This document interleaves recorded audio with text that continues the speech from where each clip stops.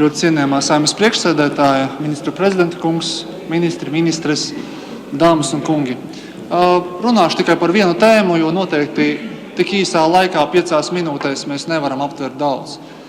Par decentralizāciju. Arī ministra prezidenta ziņojumā ir minēts šī aktivitāte, ko jau vairākus, laikam jau gadus organizē Vides aizsardzības un reģionālās attīstības ministrija pār pašvaldību sadarbības teritorijām.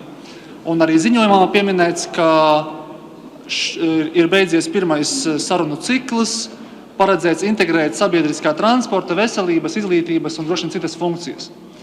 Taču ministram, arī kad mēs tikāmies frakcijā, mēs vairāk kārtīgi norādījām, ka pēc būtības jau šobrīd valdībai nekas neliedz atrast savu ministriju kompetencē vismaz vienu funkciju un nodot to plānošanas reģioniem, kas pēc būtības jau šobrīd ir pašvaldību sadarbības teritorijas.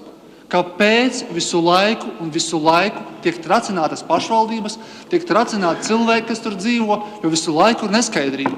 Kur tad būs tas mazā reģioniņa centrs, kas pēc būtības nebūs reģions, bet tāds atkal pašvaldību iespējams pagaidu sadarbības modelis.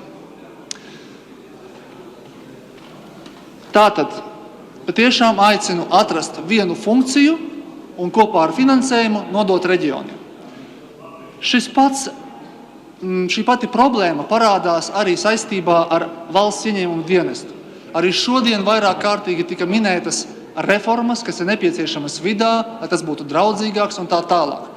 Un zem šīm reformām tiek noslēpts arī tas, ka daudzas reģionālās valsts ieņēmumu dienesta struktūras pēc būtības tiek likvidētas.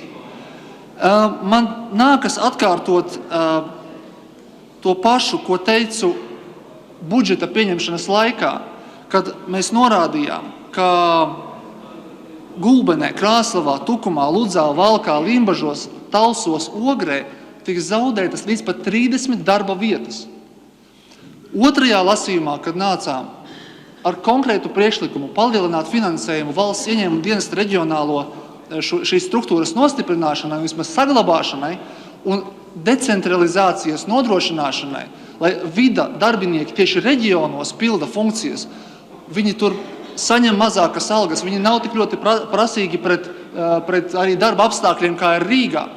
Un tomēr tas netika darīts. Lai gan arī ministres kundze šeit pat no šīs tribīnes toreiz otrajā lasījumā teica, ka paldies par priekšlikumu palielināt finansējumu, es citēju, bet reģionālo struktūru uzturēšanai finansējums šobrīd nav nepieciešams.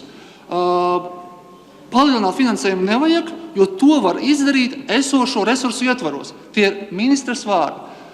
Tobrīd es, jāsaka, joprojām naivs politiķis būdams, uzticējos ministrei. Taču pavisam nesen mēs tikāmies ar valsts ieņēmumu dienesta ģenerāldirektori, un kad es viņu jautāju, kā tad būs nākamie plāni, vai cerams, ka nesamazināsiet šīs reģionālās nodaļas, viņš saka, bet process jau ir gandrīz vai beidzies. Mēs šīs reģionālās nodaļas esam faktiski jau samazinājuši.